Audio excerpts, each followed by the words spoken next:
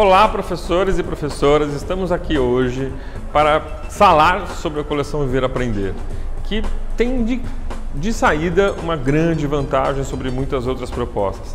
Ela já tem mais de 10 anos de estrada e tem um objetivo muito específico, que é fazer uma coleção que tenha significado para jovens e adultos.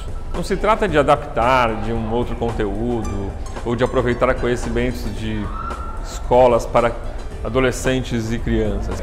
É assim, é pensar o que é realmente importante para os adultos, o que eles precisam aprender, como eles aprendem. É por isso que nós selecionamos uma equipe de pessoas que estivessem dispostas a simplesmente pensar juntos conosco para criar uma coleção que fosse de fato uma coleção para jovens e adultos. A coleção Viver Aprender está organizada desde o processo de alfabetização até o ensino médio, um total de 11 volumes em que nós oferecemos a possibilidade de uma pessoa se alfabetizar, ter um material de apoio pós-alfabetização e depois ter a possibilidade de avançar nos seus estudos até a conclusão da educação básica. Que ele possa, eventualmente, quem sabe até ir para a universidade, para que ele possa pensar no mercado de trabalho, para que ele possa, de fato, como cidadão, ter avanços significativos na sua vida pessoal. O primeiro volume da coleção Viver Aprender é o volume de alfabetização, que está tanto indicado para pessoas que estão frequentando uma escola em que tenha processo de alfabetização, como também para programas de alfabetização que procuram um material didático próprio para a educação de adultos. Nessa obra, temos como ponto de vista de que a alfabetização não é simplesmente decifrar um código escrito, é muito mais do que isso. O que estamos buscando é como é que a leitura e a escrita e as operações matemáticas e os conteúdos todos da vida social fazem parte deste processo de aprendizagem e significam um processo de desenvolvimento cada vez maior dessas habilidades. O material de alfabetização está organizado em dois formatos. Na verdade, se trata do mesmo livro.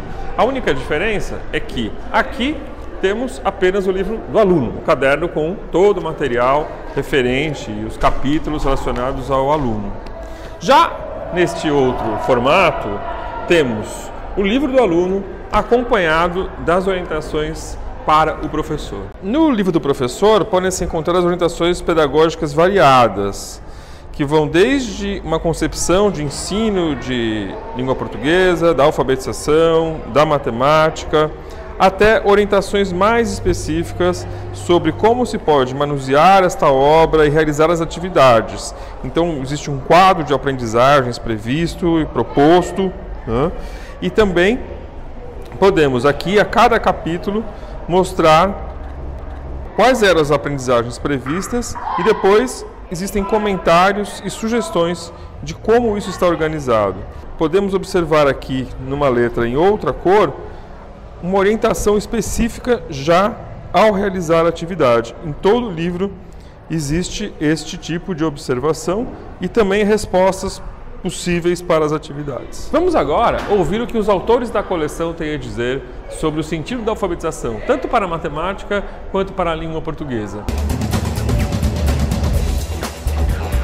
No aspecto da matemática, é bastante importante considerar que os estudantes da EJA eles já trazem saberes construídos a partir de situações da vida prática relacionados aos conceitos matemáticos, principalmente em relação a números, as operações, cálculos, e habilidades de geometria, muitas vezes, ligadas à questão de ocupação de espaço e reconhecimento de formas, e também ligadas às questões das medidas, muito comum em situações da vida cotidiana. Esses conhecimentos, eles estão sempre relacionados a situações particulares que estão a todo instante na vida desses estudantes, como lidar com dinheiro, com cálculos, com números nas situações práticas de reconhecimento, de numeração de ruas, de transporte. Isto está muito presente na vida deles e isso vai para dentro da sala de aula. Então, o início de qualquer atividade proposta no livro parte deste conhecimento, que é o que a gente chama de conhecimento prévio, que na matemática ele é bastante potencializado aí pelas situações do cotidiano, e esse é o ponto de partida para as situações que são exploradas. A partir daí, há toda uma intencionalidade do professor de desenvolver, de ampliar esse conhecimento no sentido de atingir alguns pontos de chegadas que são dados pelos objetivos que estão colocados para cada uma das atividades. É importante que, ao fazer esse trabalho, o professor destaque que esse conhecimento matemático ele é muito ferramental, ele é importante para entender os problemas com os quais nós vivemos e mesmo o conhecimento das outras áreas. Quanto mais for possível mostrar as relações entre esses conhecimentos e como os conhecimentos da matemática são úteis para compreender situações, para prever situações, ajudar os alunos a estabelecer essas relações, é extremamente importante. Então, dessa forma é que o material está planejado. Estudantes, nesse momento da alfabetização, eles não têm uma familiaridade com o registro, muitas vezes até com o próprio registro matemático, que é uma linguagem que tem símbolos próprios, né? E ela é escrita, mas esses conhecimentos são externalizados pelos alunos por meio da oralidade. O conhecimento deles não segue uma ordenação que muitas vezes é adotada didaticamente, como ensinar números de 0 a 10, depois até 100, não é dessa forma que eles aprendem. Eles se relacionam com datas, que aí os números já são da ordem de milhares, né? Assim como com o dinheiro, que também tem números da ordem da centena. Então, tem essa primeira aproximação com esse conhecimento dos números e com as funções que esses números têm nas situações cotidianas, né? É por aí que se inicia e se avança nesse conhecimento. Em relação aos cálculos, também o conhecimento dos alunos é bastante importante, porque eles aprendem processos, quer dizer, eles criam processos de cálculo mental, processos que do ponto de vista matemático são aceitáveis, certo? São importantes, certo? E generalizáveis para muitas situações. Então é preciso também um esforço do professor para conhecer esses procedimentos que os alunos têm, embora muitos deles, ao entrarem na escola, queiram aprender o que eles chamam de processos escolares, talvez as contas armadas, tal, que em algum momento da vida eles já viram. Então, embora exista até essa expectativa de um domínio desse outro saber, mas não é por aí que o conhecimento vai avançar, é a partir realmente do que eles têm. O trabalho com medidas também é bastante intensificado, porque ele é um campo de relações, de aplicações dos números e das operações, e muito presente na vida prática. Então, esse trabalho também está contemplado no material e noções de geometria em relação à ocupação de espaço e ao reconhecimento das formas mais presentes na natureza. E também uma parte que é uma iniciação ao tratamento da informação, que são algumas noções básicas de estatística, de porcentagens, de lidar com gráficos.